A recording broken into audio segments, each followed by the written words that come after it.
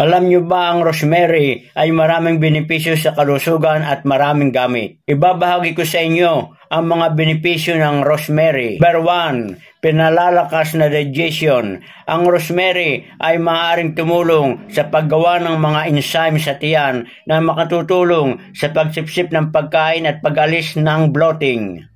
Number 2, antioxidant properties.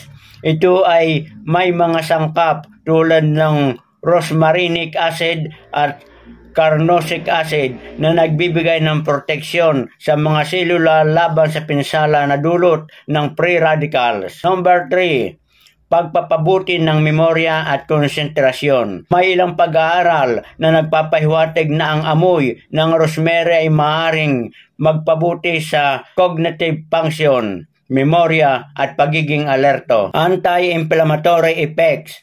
May anti-inflammatory properties ito na maaaring makatulong sa pagbawas ng pamamaga at kaugnay na discomfort. Number 5, potential na antibacterial at antifungal properties. May mga sangkap ang rosemary na maaaring magpakita ng antibacterial at antifungal na epekto laban sa ilang uri ng mikrobyo na makatutulong sa paglaban sa mga infeksyon. Bukod sa mga health benefits ng rosemary, ito ay marami maaaring paggamitan tulad ng paggamit sa kusina. Sikat ang rosemary bilang halamang pampalasa sa pagluluto. Nagdadagdag ng lasa at iba't ibang lutuin, lalo na sa mga inihaw na karne, supas, mga sabaw at marinade. Aromatherapy.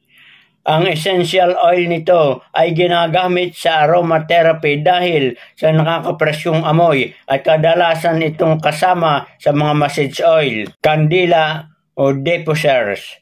Number 3, pang-medical na layunin. Ginagamit ito sa traditional na medisina para sa iba't ibang kondisyon tulad ng sakit ng ulo, pananakit ng kalamnan at bilang mild na diuretic.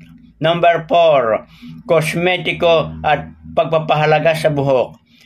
Ang mga extract ng rosemary ay matatagpuan sa mga produktong pang-aalaga ng mga balat at buhok dahil sa kanilang sinasabing benepisyo sa kalusugan ng balat at pampalakas sa paglago ng buhok. Pang-gardening at pest control.